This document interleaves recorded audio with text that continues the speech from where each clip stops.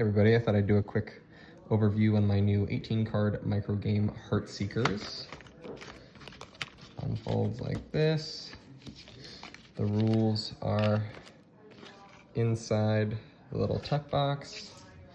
You have these two warriors. It's a game about these fencing bird knights, and the goal is to strike your opponent in a way that they can't defend, or push them off the course. So you sort of set up like this. Sorry, bad at filming. And you want to set it up so that there's 4 spaces in between the bird knights, like this, right? You shuffle the rest of these cards over here, and each player is dealt 3.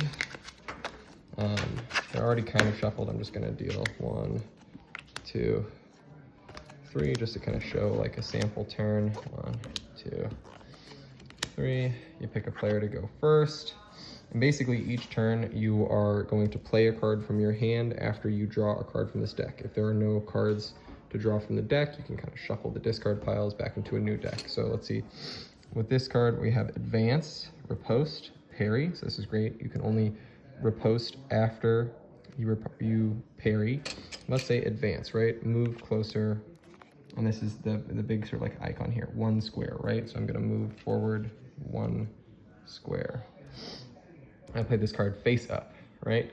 And let's say over here, right, I've got an attack, an advance, and a disengage, right? You can see that this one says move further, move back 1 space, or attack, you can attack within 2 spaces, right? Or an advance. What I'm gonna do is I'm gonna go ahead and play this advance as well. This character moves up. So now there's just 2 spaces between them. If I were to attack here, it wouldn't be hitting anything in those 2 spaces, so it wouldn't be like a landed attack. Oh, I forgot to draw for each of these turns.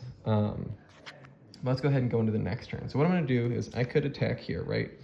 But there's a card called a lunge. Here we go, this is perfect. All right, a lunge, right? And it allows me to move closer 1 and then attack. So what I'm gonna do is, I'm just pulling this out as an example to show you. I'm gonna play what's called a feint, which is basically, I'm gonna play this card face down and say, I play a lunge, which would allow me to move 1 forward and then attack within 2 squares. And since I'm within 2 squares, it would hit this other knight. And if they can't defend or disengage, like dodge or parry the attack, then I would win. They also have the opportunity to call my feint. So if they call my feint, they say, that's not a lunge, I have all the lunges in my hand, or whatever the case may be, I just don't think it's a lunge. I can then reveal my card, and then it's their turn immediately, and they get to then draw a card and keep playing. Or they can just respond to my, let's say they aren't ready to challenge my feint, and they can go ahead and just play a disengage, right, and move backwards 1 so that my attack triggers but doesn't like hit anything, right? So there's this push and pull across the piste as you go back and forth, and the goal is to either land an unblocked hit or a hit that someone can't dodge.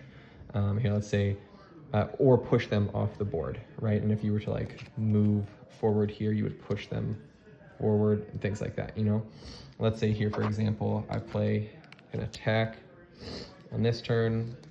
I'm drawing my card, and over here, I'm gonna draw my card for this person, and I'm going to play a parry to block the attack, and then I'll play a riposte, which immediately attacks. So this is the only time you can play 2 cards in a row, right? Immediate requires parry, and you attack. So I'm attacking back right away, but now my max hand size goes down. So you have the opportunity to do some cool different things. You have the opportunity for some light bluffing. I'll do a more like detailed video soon with maybe like a full playthrough, but that's kind of the gist of Heartseekers.